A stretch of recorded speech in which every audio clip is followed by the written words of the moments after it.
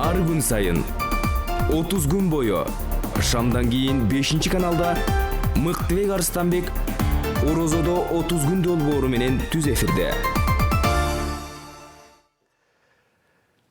Аламдардын жаратуучусу, ырыскы берүүчүсү, тарбият кунандасы, акыреттин падышасы, дегеле падышалардын падышасы биздин ээбиз, кожобуз Аллах субханаху ва таалага чексиз мактоолор айтат. Андан соң бизди ушул жашоого шыктандырган, жашоого үйрөткөн, жетелеген, жетектеген Хазіреті мұғалимimiz, пайғамбарыбыз саллаллаху алейхи вассаламга салаваттар айтат. Андан соң ассаламу алейкум Кыргызстан. Оразаңыздар кабыл болсун. Кайрадан сиздердин үйүңүздөргө эшик какпай кирген Орозодо 30 күн долбоору менен 5-каналдын түз эфиринде мен Мыктыбек Арыстанбек. Биз буга чейинки Орозонун 35 күндүк, 15 күндүк маалында колубуздан келишинче ошо Орозодогу майрамдык шаани болуп турсун деп аянтыбызга күн сайын 2ден эң кызыктуу адамдарыбызды чакырып келгенбиз. Бул адат ушу 2006 жылдан бери келатат ар кайсы каналдарда. Быйылкы жыл эстафетасы Аллах насип эткен экен 5-каналга. Жана бул каналдын жамаатына Аллах разы болсун, жетекчилигине разы болсун. Бүгүн да бул салтты улантабыз. Бүгүн да биздин Орозо майданыбызда 2 керемет инсан отурат. Мен маңдайымда отурган Кыргызстан мусулмандар дини башкармалыгынын дават бөлүмүнүн адиси Султан Устаз отурат. Assalamu alaikum Устаз. Иштериңиз жакшыбы? Бала кара тынчпы? Экинчиси нурдай болгон, нурданган инибиз президенттин алдында түзүлгөн Иман фондунун директору, мүдүрү Нуржигит Кадырбеков. Assalamu alaikum Нургүл. Алейкум ассалам. Кандай Орозо? Калпыз бирок агарып калтырбыз. Чоң рахмат. Аллах разы болсун сиздерге келгениңиздерге, биздин ушу жупуну чакыруубузду кабыл алып, эли журтка ушу бир нурлуу жүзүңөрдү көрсөтүп койгонго келгениңерге Аллах разы болсун. Мен чындап кубанычтамын. Чакырганыңызга рахмат. Бүгүн да колдон келсе биз динибиз, коомубуз, коомдогу кубулуштар, байланыштар, процесстер жөнүндө сөз кылганга аракет кылабыз. Анда адаттагыдай эле мен силерге башында бир мүнөттүн чегинде эркин микрофон берейин. Саламдашуу биздин салт эмеспи? Казыке. Эми алымдар жыл бош өтүп аткан бул жакшы нерсе. Ассаламу алейкум, калай калкыбыз, айлардын эң берекелүүсү. Азыр ушу үстүбүздө бизде конокто. Кече мени бирөө бир жака чакырат, анан айттым, бул ай бир эле жолу келсе, сизге дайым эле келип турам, бирок ушул айдын акысын берейин, таравих намазына барайын. Бул конок аракет кылат, тарынып кетпесин депчи. Ошон үчүн бул бир эле Рамазан айы эмес, бул бир шансты пайдаланып калыш керек. Күнөөлөрдүн кечирилиши үчүн шанс, дуалардын кабыл болушу үчүн шанс, бирөөлөрдү кечириш үчүн, мамилелерди оңдош үчүн, жарашыш үчүн шанс, адамдык сапаттарды калыбына келтириш үчүн, өнүктүрүш үчүн, адеп ахлакты оңдош үчүн шанс. Ошол шансты пайдаланышты мен ар бир инсанга каалайт элем. Аллах разы болсун. Рахмат. Биринчиден ошо сиздердин телеканалдын жалпы жамаатына сизге рахмат. Ошо жалпы мусулмандарга аз убакыт болсо деле бир исламдын жакшылыгын, исламдын жарыктыгын элге тартуулаганга мүмкүнчүлүк түзүп берип атасыздар. Аллах сиздерден разы болсун. Жалпы Кыргызстан элине, мусулмандарды ыйык Рамазан айыңыздар дагы бир жолу маарек болсун. Бул ай жакшылыктын айы, жогоруда айтылгандай бүт киши өзгөрө турган ай. Ушул жакшылыктарды Алла Таалам сиздерге, бизге, жалпы кыргызстандыктарга насип кылган болсун. Орозоңуздар кабыл болсун. Амин. Айтканыңыз келсин. Эми коноктор берилген убакыттын укугу берилиш керек. Акысын берели түз эфирдин. Бүгүн сиздер менен мен чын айтсам, сиз дават бөлүмүнүн, муфтияттын дават бөлүмүнүн мүдүрүсүз. Нүкү Кенен дават майданында жүргөн киши. Дават жөнүндө сүйлөшөлү деп сунуш кылам. Кандай дейсиздер? Жакшы болот. Жалпы дават бул эмне деген кубулуш өзү бизде буга чейинки процесс кандай жүрүп атат? Азыр кандай? Келечекте эмне болуш керек? Ушулар жөнүндө бир акыл калчап көрөлү. Мындай терең сүңгүп киргенге убактыбыз жетпесе да, бир үстүртөн болсо да сарасеп салып өтөлү. Балким биздин сүйлөшкөн сөзүбүз телекөрүүчүлөргө кандайдыр бир таасир берет, балким ойлонууга бир түрткү бериши мүмкүн. Бүгүн Кыргызстан мусулмандар дини башкармалыгынын дават бөлүмү эмне менен алек? Рахмат. Бул Кыргызстан мусулмандар дин башкармалыгы түзүлгөндөн баштап эле десек деле жаңылышпайбыз. үгүт насаат дават бөлүмү иштеп келет. ошол эле бөлүм бүгүнкү күндө деле Үгүт насаат бөлүмү деп аталат, аталышы үгүт насаат жаштар жана аялдар бөлүмү деп жакында бул өзгөрдү. Себеби мунун дагы өзүнүн орчундуу себеби бар. Атынын өзгөрүшүнүн деле ал жөнүндө деле токтолобуз буюрса. Анан өзү негизги даават деген эмне? Даават деген жогоруда сиз айтып өткөн биздин сүйүктүү пайгамбарыбыз саллаллаху алейхи вассалам ушу даават менен. Даават деген бул жеткирүү экен. Даават деген бул чакыруу экен. Даават деген туура жолду көрсөтүү экен. Даават деген коомду агартуу экен деген маселе да. Анан кийин ошол даават, бул ислам жолундагы даават, ошол диний негизде, диний сабаттуулуктун, диний булактардын, диний асылдыктын негизинде элди агартууну ушуну даават десек туура болот да. Бүгүнкү күндө биздин Кыргызстан мусулмандар дин башкармалыгында ушул бөлүм актуалдуу иштеп атат бул нерсе.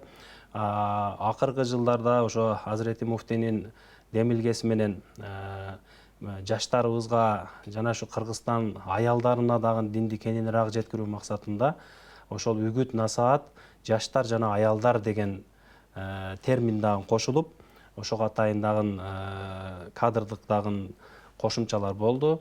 Бүгүнкү күндө ошо бир эле эркек кишилер даават чакыруу жана эркек кишилерди гана чакыруу менен чектелбестен биз коомдун тарбиячысы болгон, биздин жаштарыбыздын тарбиячысы болгон, керек болсо президенттерди тарбиялап аткан энелерге, аялдарга ошо исламдын баалуулугун жеткирели жана биздин келечегибиз болгон жаштарга исламдын асыл сапаттарын жеткирели, үйрөтөлү деген максатта ошол үгүт насаат жана жаштар аялдар бөлүмү деп ушул бөлүм өзүнүн ишмердүүлүгүн аткарылууда. Аллах разы болсун. Бөлүмдүн ишине дагы кайрылабыз иншалла. Нүкү, даават дегенди кандай түшүнөбүз? Буга чейин даават десе биз чындыгында бир жамааттын ишин ойлоп келген учурлар болгон да. Себеби бул сөз да ошолор аркылуу келди. Негизи даават деген сөз ошолор аркылуу келди. Чындыгында кенен маанисин бүгүн кандай түшүнөбүз буну? Журналист кыргыздын сөзү эмес, телевизор кыргыздын сөзү эмес, стол, компьютер кыргыздын сөзү эмес, бирок биздин жашообузга кирип калды. Даават деле ошондой, бул араб сөзү, чакыруу дегенди билдирет. Бирок баягы сөз деле жанагындай арабча кийинип же пакистанча кийинип алып 3 күнгө, 4 айга, 40 күнгө эмес. Даават бул жашоонун миссиясы. Мисалы күн деле жөн жаратылган жок да. Ал жылуулук берет, ал жарык берет. Ошол сыяктуу мен муну айтат элем, адамдын жашоодогу миссиясы. Эмне себептен дегенде, эгерде амалың болсо адамың болот, адамың болсо аалымың болот. Жараткан Алла ааламды адам үчүн жаратты, адамды өз үчүн жаратты да. Ошон үчүн ушул дүйнөнүн жоопкерчилигин адам өзүнө алгандан кийин адам дайыма мындай оңолдун үстүндө болуш керек да. Ордунда турбайт, илим деле, ыйман деле, же аркага кетет, же алдыга кетет. Ошон үчүн бирөөлөр жакшылыкка чакырып, жамандыктан кайтаруу, канчалык бирөөгө айтсаң, тилиңдеги нерсе дилиңе түшөт да. Мисалы, өзүмө ошол сапат келсин десем, бирөөгө айтышым керек, түкүрбө, ыргытпа, сөгүнбө деп. Ошон үчүн менин жашоом ушу 24 саат бою эле даават болсо деп тилейм да. Анткени бүгүн келаттым, бирөө 2 жолу машинасынан башын чыгып түкүрдү. Ушундай үлгүрүп барып айтып калдым, жолго түкүрбө деп. Бул дагы даават да. Бирөөнү бир жаман иш кылып атса, колу менен токтот деген пайгамбар алейхисаламдын хадиси бар эмеспи? Колу менен токтотконго духуң жетпесе же колуңан келбесе, тилиң менен токтот, болбосо жүрөгүң менен жаман көр депчи.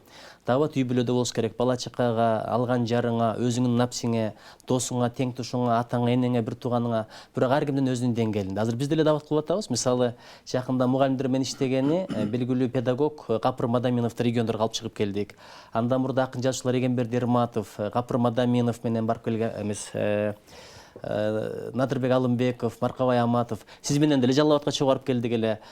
Токтогул атабыз дааватчы болгон, Жеңи Жок атабыз, Туяк атабыз, Эшмамбет атабыз. Ошон үчүн элибизде дайыма ыйман болгон. Бул нерсе токтобош керек, дайыма жүрүп туруш керек. Демек, даават бул жеткирүү. Жеткирүү, чакыруу. Мына ушул иш кандай жүрүп атат биздин коомдо? Коом өзү ушу динди жеткирүүгө кол уруп атабы? Же муну кандайдыр бир катмар эле жүргүзүп атабы? Мамлекеттик демилге катары иман фондусу эле жүргүзүп атабы, муфтият эле жүргүзүп атабы? Коомдун өзүндө ушул кыймыл барбы, байкалабы? Албетте бул нерсе мындай саресеп салган кишиге деле, саресеп салбаган кишиге деле байкалып турат. Бүгүнкү күндө дааваттын ушу жакшылыкка чакырып, жамандыктан кайтаруунун биздин коомдогу таасири өтө чоң. Мисал үчүн алып караганда 10 жыл мурдагы Кыргызстандагы абал кандай эле, 10 жылдан кийинки Кыргызстандагы абал кандай. Эми мен муфтияттын өкүлү катары муфтияттын жасап аткан иш-чаралары, биздин жалпы Кыргызстан боюнча диний кызматкерлердин жасап аткан даават жолундагы иш-чаралары. Анан жогорудан Нуржигит агай айткандай, даават дегенде бир эле жамаатты, бир эле коомду же бир эле немени түшүнүп, же бир узун көйнөк кийиш керек, 40 күнгө же 4 айга деп атайын дааватка чыгыш керек деген маселе жок болуш керек. Бул даават деген сөз аларга таандык деле сөз эмес. Сиз мына канча жылдан бери айтасыз, ошо адал десең деле, халал десең деле ошол эле адал болот дегендей, ушул даават термини кирип калган. Дааватты жалпы Кыргызстандын элинде бул жакшы өзүнүн пайдасын берип атат. 10 жыл мурдага караганда бүгүнкү күндө биздин мечиттерибиз элдин саны көбөйүп атат. Азыр 10 000 кишилик бир мечит салынса, Кудай буйруса жакында мечитибиз ачылса, ошо 10 000 жамаат ошол мечитке деле толуп калат. Дагы бир жерге 1000 орундук мечит салынса, барсаңыз ошо 1000 орун деле толуп калып атат. Алхамдулилла, биздин ушу даават жаатындагы даават кылып аткан инсандарыбыз дагы, дааватты угуп аткан инсандарыбыз дагы кандайдыр бир деңгээлде, мындай жүрөк кубана турган деңгээлде иш-чара жүрүп атат деп эсептейт элем да.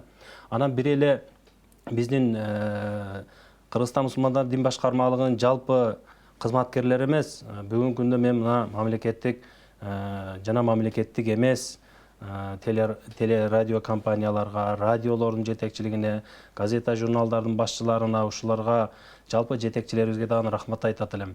Көп жерде мына мамлекеттик деңгээлде исламдын желеги желбиреп атат. Мамлекеттик деңгээлде жада калса биздин мазхабыбызга чейинки маселе уже мамлекеттик деңгээлде көтөрүлүп калып атат. Мурда динди гана, ислам дини, христиан дини, анан мындай дин деп эле динди гана айырмалап алчу элек да. Акыркы жылдарда Кудайга шүгүр, мына биздин жалпы мамлекеттик жетекчилерибиздин түз көз карашы жана ошол кишилердин диний саясатынын туурулугунун себебинен азыр бизге Ханафи мазхабындагы мусулмандарбыз деп мамлекеттик деңгээлде бул нерсе уже сөзгө алынып, иш-чаралар жүрүп атат. Бул албетте биздин ошо ниет кылып аткан элге жеткирүү, эл агартуу иштерибиздин алдыга карап жылып атканынын көрүнүшү деп билет элем. Алла разы болсун. Ушул эле суроо. Коомдун өзүнө өзү үгүт кылуу, өзүнө өзү насаат кылуу кубулуштары барбы? Коом деген эми татаал нерсе да. Мисалы чыгышчыл, батышчыл, динчил, улутчул деп бөлүнүп атабыз. Светтик экстремизм, диний экстремизм деп ушундай бир маселелер болуп атат. Бирок ар бир группа интересов деп коет корчу, англисче stakeholder, ар бир чөйрөнүн өзүнүн дааваты бар. Мисалы бизнесмендердин дааваты бар, өзүнүн бизнесин рекламалап атат. Саясатчылардын дааваты бар, биздин партия укмуш деп өзүнүн электоратын кеңейтип атат. Бир гана интеллигенция уктап атат да, интеллигенцияда бир элге чыгыш керек. Анан молдокелердин дааваты бул ыйманга, динге чакырган. Бирок эми саясаттагы дааваттын айырмасы эмнеде? Мага добуш болсо, атагым чыкса бийликке келсем деген ниет болот да. Анан мамлекет кызмат иштеп калдым. Биздин телефон шыңгырай берет эле ак үйдө иштегендечи. Эмне себептен дегенде наградной отделбу деп өтө көп кайрылышат да. Ошо тиги ишти кылып койдум эле, бул ишти кылып койдум эле, мага даңк медалин бер же болбосо манас орденин алайын, же ардак грамота бер дегендер да көп да. Телефондон. Телефондон ортого киши салат, айтор ушундай бир өтө кызыгуулар көп да. Ал эми чыныгы даават бул жөн гана жараткан ыраазычылыгы деген да. Эч ким билбей эле койсо, адамдар оңоло берсе депчи. Анан даават деген менин пикиримде бул жакшы жүрүм-турум, жакшы кулк мүнөз. Анткени адам уккан эмес, көргөнүн ээрчийт. Анткени үлгү ээрчитет да. Адам уккан жөн угуп коет. Бул биринчиден, экинчиден, мисалы пайгамбар алейхисаламды деле көпчүлүк ээрчигендердин көпчүлүгү адебин көрүп ээрчиген экен да. Көбүнө сүйлөгөн деле эмес экен. Мисалы 10 адам ээрчисе 9-у адебин көрүп эле аркасынан ээрчиген экен.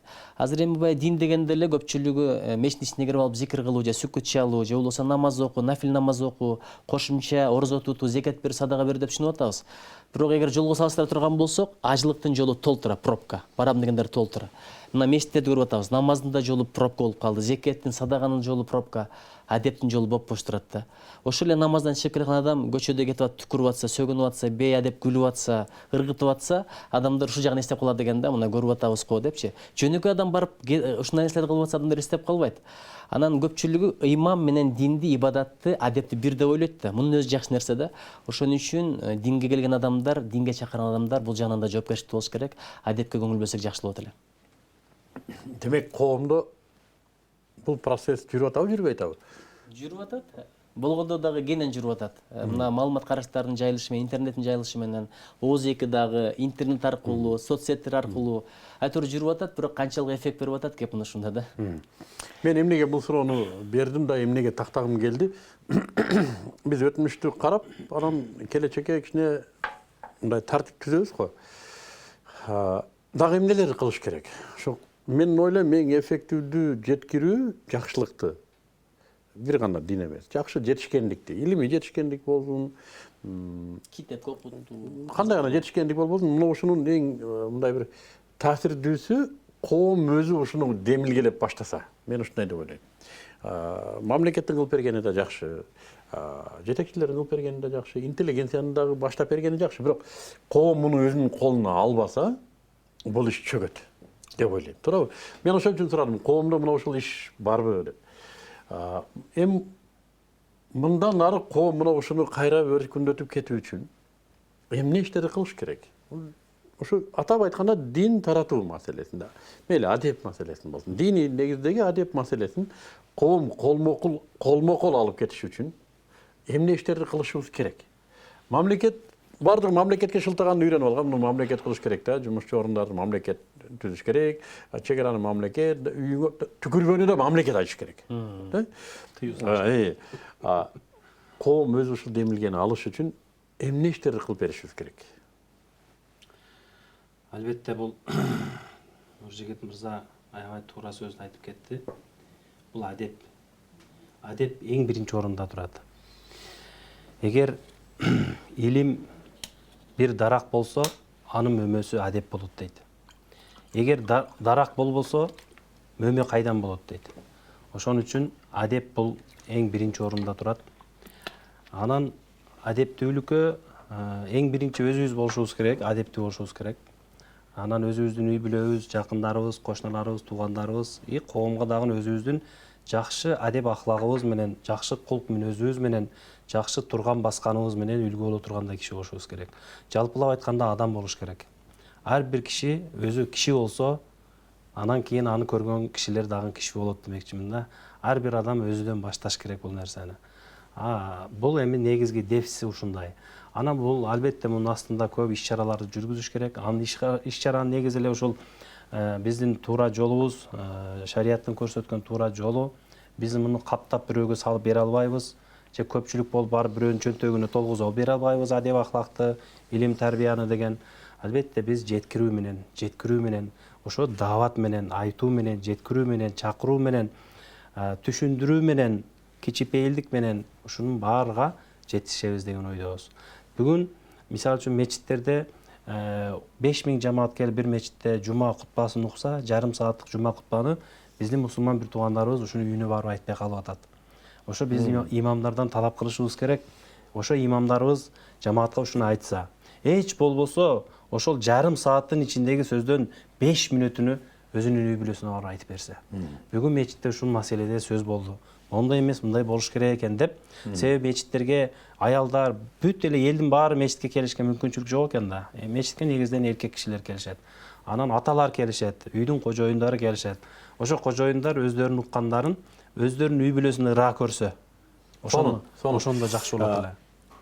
Мен суроо, мына азыр биздин мечиттерге үгүт насаат бөлүмүнөн барат да көргөзмө.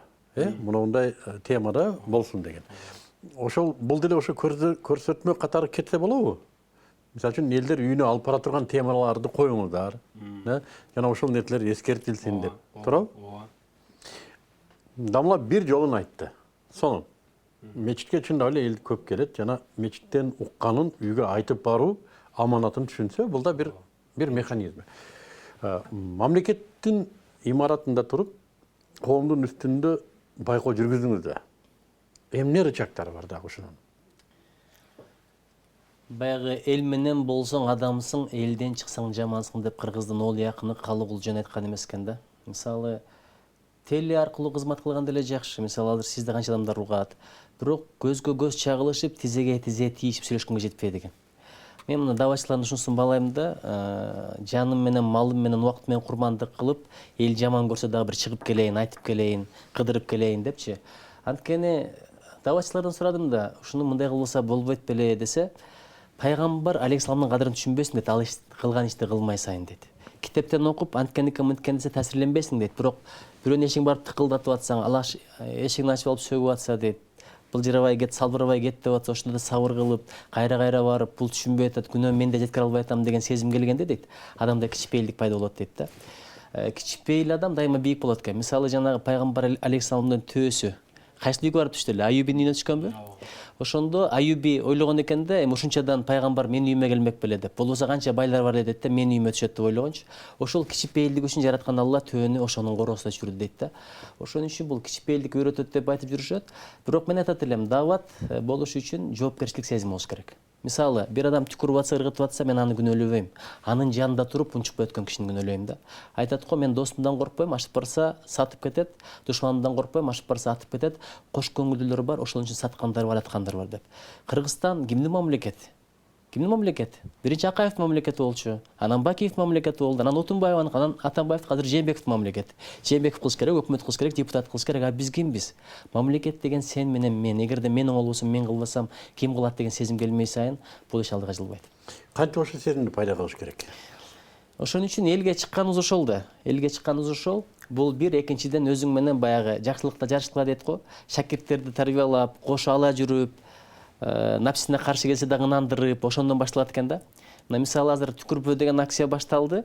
Азыр студенттер өздөрү эле кылып атат. Биринчи Арабаев университети кылды, эстафетаны Кыргыз улуттук университетине берди. Анан кийин бир сыйра чыгып, түкүрбө деп айтып келгенден кийин баягы сезим келет экен дейт да. Анткени бирөөлөр ишиң болбосун дейт, бирөөсү өзүмдүн ишим дейт, а бирөөлөр уялып калат. Анан ошону айткандан кийин дейт, өзүбүз түкүрбөй калдык, анан кийин жоопкерчилик сезим келди деп атпайбы? Ошон үчүн мындай иштерге тартыш керек да, бир жакшы жол менен жолдорун таап, өзгөчө жаштарды. Аллах разы болсун. Сону эми устаздар дагы бизге берилген убакытта мен бир нерсени билип алгым келип атат. Иман фондусу жөнүндө сурагым келет. Мага аябай кызык. Мен да эл катарындагы эле адаммын. Ушу кадимки эле эл менен велосипед менен кээде маршрутка менен жүрүп калабыз. Иман фондусу кандай деп айтсак, мындан ары иштеп кетүү канчага чейин программалашкан? Бул убактылуу долбоорбу же дайымыйбы? Бул өзү даимий болуш керек. Ал үчүн да элдерде жоопкерчилик керек да. Мисалы, Туркияда Диянет Вакф бар, ал аябай бай, анткени кээ бирлери көзөтүп баратып, өзүнүн байлыгын ушуларга таштап кетет экен. А биз болсо кимден алдык? Туркиядан алдык, араб өлкөлөрүнөн алдык, спонсорлордон алдык. Аны болсо имамдарга жөн эле берип атабыз. Мына айына 10 миллион, 11 миллион сом айлык эле кетет. Ошол эле мезгилде бизге дайыма түшүп тура турган киреше жок.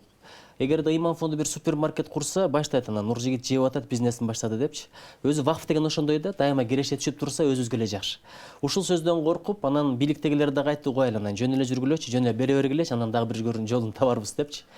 Ошон үчүн мына каражатыбыз чын айтканда азайып баратат. Мына жакында муфтиятта айлык алып туруп кандайга берчү элек да, муфтийге деле берчү элек, замдарына берчү элек, казыларга, алардын баарына токтотту. Ошондо айына бир болгондо 700 атасыңар. 700-800 миң сом үнөмдөлөт экен, бирок 10 миллиондон сомдон ашык акча дагы эле кетип атат да. Эгер мындай караганда бир 2-3-4 айлык эле каражатыбыз калды, бирок издеп атабыз. Мисалы мурда президент таап берген болчу каражатты. Андан тышкары өзүбүз деле долбоор жазып туруп алаңдап жүрүп 50 миллиондой сом таптык да.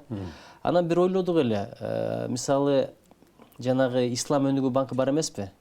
Ошолор менен сүйлөшкөнбүз, алар айткан бир каражат берели, 90%-ин же 75%-ин биз берели, 25% силер чыгаргыла, бир супермаркет куруп берели, кирешесин пайдалангыла деди.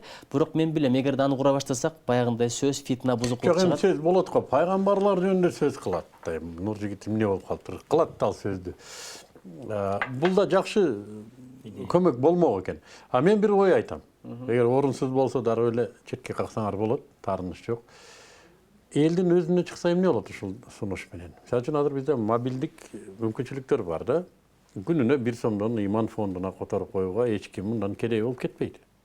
Көп түкүрсө көл болот мисалы үчүн. Ал бир кажетиңерди жабат. Мен силер чыгарып аткан китептерди билем. Кинолорду көрүп атасыз. Силер кылып аткан иштерди билем. Эми олут туурагы жөнүндө ал өзүнчө сөз. Алар аны да талдайсыңар го, эми силер жөн эле бир эле Нуржигиттин маанайы менен кылып койбосоңор керек. Туура. Анан маселе эмне десе, бул өзү керектүү долбоор деп эсептейм.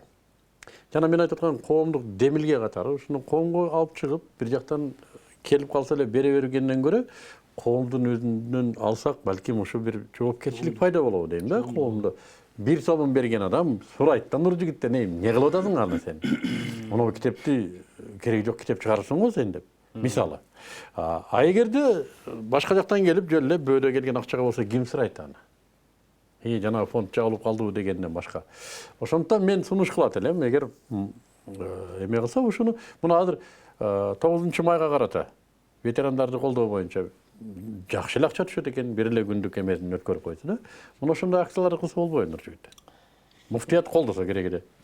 Эми бир аз биздин коомдо көрүп атасыз го, ишенич маселеси болуп атат да, мына ТЭЦ чыгып кетти, андан кийин музей маселеси болду, ажылык боюнча бир топ өйдө ылдый сөздөр болуп атат. Жок, коомдо боло берет. Бирок мындай текшерүү системасын анык, ачык, айкын коюп койсо кылыш керек. Анткени буну деле мына коррупцияга каршы күрөштө деле динден өтө турган нерсе жок. Мисалы, 1 тыйынды эгерде сенин акыңдагы адал тыйын болсо жеп алсаң, акыреттеги жооп кандай болорун билсе, адам мындай берсең да калбайт, миллион эмес 5 тыйынды берсең да калбайт. Эгерде дейт малдын дейт семизи батыраак өлөт дейт, анткени семизин тандап туруп соебуз да. Мамлекеттик кызматкердин дагы семирип кетсең дейт, жеп, биринчи сен кетесиң дейт да, өлүмүң эртерээк келет дейт. Ошону бир түшүнүш керек да. Эгерде дейт кедей жесе өзүнүн тапканын төгөтөт дейт, бирок мамлекеттик кызматкер жесе элдин казынасына зыян дейт да. Мисалы, сиздин үйүңүзгө барып, Кудай бетин нары кылсын, костюмуңузду уурдап, ичиндеги бир 100 долларыңызды кош алып кетсем, бул сизге эле зыян, балким бала чагаңызга зыян. Бирок мамлекеттик казынадан 1 тыйын алса, Кыргызстанда 6 миллион адам бар да, ошонун баарынын акысына кирет. Акыретте 6 миллион адамдан кечирим сурамай сайын 5 кире албайт деген эле сөз да. Ошон үчүн коррупцияга каршы күрөштө деле дин өтө маанилүү. Андан кийин бир система түзө турган болсок, мисалы, ажылык фонду бар. Ажыга барам деген кишилер Малайзияда 10 жыл, 20 жыл мурда деле которуп кое берет. Бирок ошол акча мамлекетке иштей берет да, адал акча. Бирөөдөн сурап отурбайт, кредит эле, судда эле, анан Кытайга барыш керек, Америкага барыш керек деп отурбайт да. А биздин эл ошого даярбы? Анан акчасын берсе, ошого кыянат кылбай турган иштей турган система менен адамдарыбыз даярбы? Кеп ушундай болуп атпайбы? азыр эми жакшы жетекчилик келди деп эсептейм. Анан мен ойм, туура эмес болсо кечирим сурайм. Даяр болот деп отурсак, даяр болбойт да. Даярдаш керек. Түртүш керек элди ошого. Мына президент келгенден бери эл өзү деле ушуну күткөн экен, ушундай бир кубулушту. Азыр шыктанып, мына камалып аткандарды кол чабып атпайбы, буларды мындай кылыш керек дегенге чейин барып, туурабы? Муну ушундай учурдан пайдаланып тарбияланыш керек элдин өзүн деле деп ойлойм. Туура айтасыздар. Эми мени кечиресиздер, бирок кичине биз саясатташып кетсек туура эмес болуп калгыдай бүгүнкү теманын алкагында.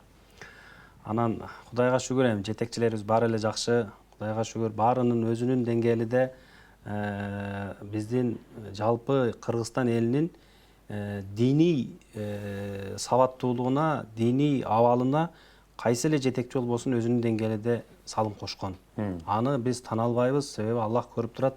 Эгер ошолордун кылган эмгектери Алланын жолунда, чыныгы диндин жолунда болгон болсо, анын жакшылык жамандыгына өзүлөрү көрүшөт, Кудай кааласа. Анан сиздин идеяңызга мен толук түрдө кошулат элем. Иман деген фонд бүгүн бул президенттин эле фонду эмес. Иман деген фонд Нуржигит мырзанын фонду эмес. Иман деген ар бир имандуунун фонду болуш керек да. Кыргызстан, Кудайга шүгүр, 80%дан ашык эл мусулмандар жашайбыз. 6 миллион элдин мындайча айтканда 5,5 миллиондон ашыгы мусулмандар жашайбыз. Ошо иман деп жашагандар жашайбыз. Сиз айткандай 1 сомдон болсо 5,5 миллион сом акча түшөт бир күнгө. Бир айда. Бир күндө, бир күнгө 1 сом болсо. Бир айда 1 сом деп коелу. Бир айда 1 сом десек деле. Бирок бул нерсени мындай оозду айтканда жеңил. Кандайдыр бир деңгээлде эмгек керек. Эмгек керек, элдин аң сезимини, элдин иманını, элдин ишенимини ушул нерсеге биз жеткирип алсак, Кудай буйрса 1 сомдон эмес, биздин эл кыргызды билесиз го. Кыргыз деген берешен болот. 1 сомдон майдалап отурбайт. 1000 сомдон берет кыргыз деген.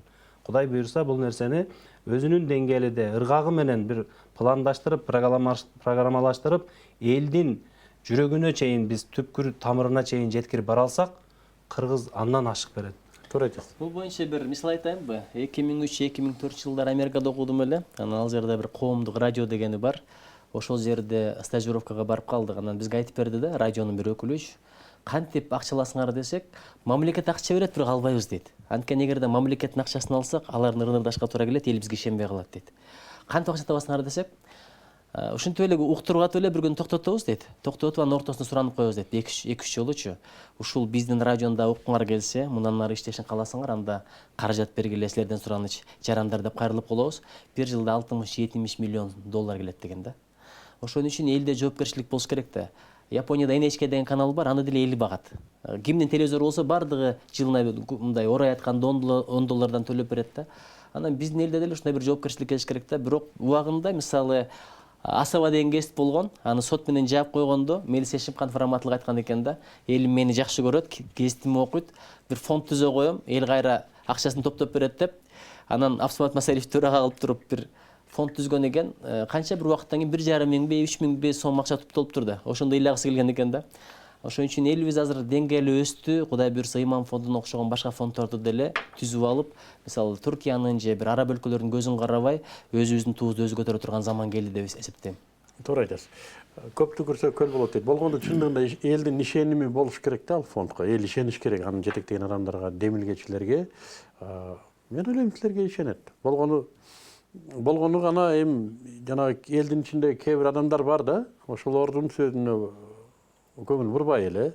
Анын үстүнө азыр электрондук каражаттар ушундай таптаза, ачык ар бир процессти көрсөтүүгө мүмкүнчүлүгү бар. Эл деле Кудайга шүгүр ар биринин колунда телефону бар. Муну ачык кылып койсо боло турган эле иш деп ойлойм. Эгерде уюштуруу керек болсо айтыңыздар, биз колубуздан келген жардам беребиз. Мына элдин алдында чыгып сүйлөйбүз, сөзүбүз өтө танча мынча. Бир гана биз эмес, канча адамдар айтат бул нерсенин жоопкерчилигин деле алсак болот. Эгер керек болсо албетте. Эгер керек болсо. Эми Султаке, нүгү биздин убактыбыз аягына чыгып баратат. Каалайбызбы, каалабайбызбы, эфирдин өзүнүн мыйзамдары бар. Мен силерден ошо калган убакыттын ичинде бир жүйөлүү бир сунушуңарды уккум келет. Тагыраак айтканда, мындан ары муржигит канча жылдан бери коом үстүндө жүргөн адам, канча жылдан бери диний абалды билген адамбыз. Мындан ары ушул динди кандай кылып ушул нугун жоготпай алып кетебиз. Азыр аябай сонун нуг. Жаштарыбыздын азыр мына орозодо көрүп атабыз, кандай сонун модага да айланып кеткен жок. Баягындай компания ишине да болуп кеткен жок. Жөн эле ыклас менен кармап кетип атат. Мен аябай кубанам ушуга. Жана ажылдап чыга калган дин душмандары да орозо кармап атат азыр. Чыга калчу эле ажылда барбы? Кээ бир эле каргыш тийгендер Facebook анымыны чыгара койбосо, мындан ары ушул нугунан чыгара койбой, эч кандай мындай бир чектен ашууга жол бербей, эмне механизмдер бар ушинтип алып кетишке? Рахмат. Туура маселе. Мен жанагы темага бир өзүмдө бир сунушумду кошуп айтып, анан кийин темага өтсөм, чындыгында Иман фондуну биз көтөрүшүбүз керек. Себеби мына Иман фонду бүгүнкү күндө Кыргызстан боюнча 3000ден төгөрөгүдө имам болсо, ошо 3000 имамга айлык берип атат. Кечиресиз, бир ошол имамдар ушул айлыкты актаганын силер күзөтөсүңөр да? Мониторинг кылышта аябай кыйын экен, бирок муфтият өздөрү жардам берип атат. Буга чейин отчет системасы болгон эмес, муфтият менен дин комиссиясы киргизди. Ошол отчет менен өздөрү баалап атат. Анан мындай кылып койдук. Азыр Иман фонду өз түзбөйт тизмени. Отчетун карап туруп, тизмени муфтият түзөт, дин комиссиясы карап берет, алар тизме жиберет, биз ошолорго гана төлөп беребиз. Бирок силердин талаптарыңар бар, туурабы? Талап бар. Мындай деңгээлге жетиш керек, мунуга жооп бериш керек деген. Биздин окууга катыш керек, экинчиден мечитте катуудан өтүш керек, үчүнчү муфтият уюштурган аттестациядан өтүш керек. Мен 2-3 жерден уктум ошо Иман фондусун өткөргөн сабактарынан молдокелердин өзгөрүп аткандыгы жөнүндө мен уктум. Кудайга шүгүр, деңгээлин уктум. Улантабыз. Ооба, бул талаптар бул эми баштапкы талаптар. Келечекте бул талаптар дагы кеңейет дегендей. Кудай буйрса. Анан кийин мен негизги айтайын дегеним, ошончо имамга айлык бергени эмнеге берип атат? Ошо ар бир имам ар бир айылдын иманыга кызмат кылып атат да. Ошо ар бир айылдын, мисалы үчүн 600 кожолук бар эл бир имамдан иманыга пайдаланып атат. Ошон үчүн имамга Иман фонду айлык берип атат. Ошон үчүн жанагы эл, биздин эл тез эле бул нерсеге көнүп кетет да. Бул нерсени только ушундай бир жакшы программалаштырып туруп көтөрүп чыкса, эң жакшы идеяны айттыңыз. Биз колдойт элек, ушул нерсени ишке ашырса жакшы болот. Кезек. Эмне сунушуңуз бар? Эми баягы бир эле душманыбыз бар, бул шайтан. Мисалы, пайгамбар алейхиссаламдын убагында деле өтө чоң душмандар болгон. Халид бин Валид же болбосо Азирет Умар деле пайгамбарды өлтүрүш максаты болгон да. Бирок кандай адамдар болду кийин. Ошон үчүн олия болуп жүрүп аягында мындай ыймансыз кеткендер бар, ыймансыз болуп жүрүп аягында мындай олия болуп кеткендер бар да. Ошон үчүн үмүт үзбөйлү, баягы орозо тутуп аткан бар. Кээде адам тилин алып жетпей калат, пикирин айтып коет. Ага мындай бийиктик менен эле карашыбыз керек да. Эки адам уруша кетсе ким күнөөлүү дейт? Акылдуусу күнөөлүү дейт, ыймандуусу күнөөлүү дейт. Ошон үчүн сабыр менен жеңиш керек. Бир душманды эки душман кылбаш керек. Шайтан өзү деле кандай чоң душман. Напсибиз душман. Анан адамды кээде жаман сүйлөп койду, жаман карап койду, карызды бербей койду деп эле душман тутуп атабыз да. Ошон үчүн мындай жүрөктөрдү кенен ачалы, жүрөктөр бириксин. Жүрөктөр бириккенден калган маселе проблема жок. А жүрөктү бириктире турган нерсе бул эмне? Ыйман. Адамдын амалы мөмө сыяктуу. Ал эми ыйман тамыр сыяктуу. Тамыр көзгө көрүнбөйт, көзгө көрүнбөгөн тамыр болмой сайын мөмө жакшы болбойт да. Ушул нерсени биле жүрсөк. Аллах разы болсын. Билесиңерби, урматтуу коноктор, силер келгениңерге мен чындап кубанычтамын. Элүү силердин оозуңардан кандай сөздөрдү укту? Нуржигит, Аллах разы болсын. Кээ бир алымдарыбыз айта албаган сөздөрдү айтып атат. Аллах сизге разы болсын. Өтө жүйөлүү маалыматтарды бердиңиздер. Орозоңуздар кабыл болсын. Аллах Таала үйүңүздөргө тынчтык берсин. Тилеген максаттарыңыздардын жакшылыгын акыретке мынау жашооңуздарга пайдасы тие турган кабыл кылсын. Кызмат кылып жүрө бериңиздер. Элиңиздер унутпасын. Урматтуу коноктор, урматтуу телекөрүүчүлөр, мен күндөгү салтты улайм. Түйүн деген бар да бизде. Мына ушу биздин жакшынакай партнерлорубуз бар. Ратана шириндиктери, Адал шириндиктери, Рамазан шириндиктин айы өзү. Леско суулары, Адал суулары, жана Аль-Халал эт азыктары. Бул өзүбүздүн тастыктоодон өткөн. Султаке, ушу Рамазанда юбилейиңиз менен даам тартып коебуз. Дуа кылып коебуз дегендей. Мына ушу түйүн дегенди мен маданиятка айландыргым келип атат. Кыргыз меймандос эл эмеспи? Шариятта туурабы туура эмеспи? Аны алымдарыбыз айтат. Бирок биз ушу түйүн менен эл болуп келдик. Туура катаал согуш жылдарында түйүн берчикен бирине бири. Азыркыча пакет деген айтасызбы? Анан мынагу Мазза деген биздин бир вакыфыбыз бар. Түшкөн акчанын бардыгы ушу кайрымдуулукка кетет. Ушул жигиттерде силерге чыныгы баткен өрүгүнөн жасалган, эчтеке кошулган эмес. Азыр биздин соода борборлорубузда бар ушул нерсе.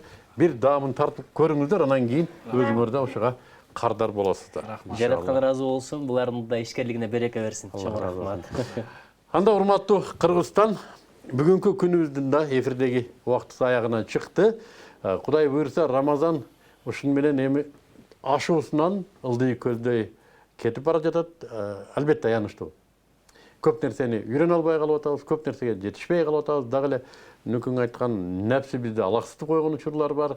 Бирок ошого карабай, Аллах Таала кылган амалдарыбыздын баарын кабыл кылсын деп дуа кылабыз. Үмүт кылабыз, Аллахтын рахматынан үмүт кылабыз. Анын рахматы менен бейишке киребиз деген үмүтүбүз бар. Бүгүн да аягына чейин биз менен болгонуңуздарга Аллах субханаху ва таала силерге разы болсун. Мына ушул биздин коноктордун айткан сөздөрүнөн пайда тапканыңыздарды Аллах Таала сиздерге ыраа көргөн болсун. Эртең да бизде эки керемет сонун инсандын кезеги келип турат. Биз менен болуңуздар. Бүгүн түз эфирде көрө албай калгандарга эскертиңиздер, 5-каналда мына ушундай иш болуп атат деп. Көрө албай калгандар YouTube каналында Муктебек Арыстанбектин өзүнүн каналы бар, ошол жерден кайталап көрсөңүздөр болот. Анда, салам алейкум.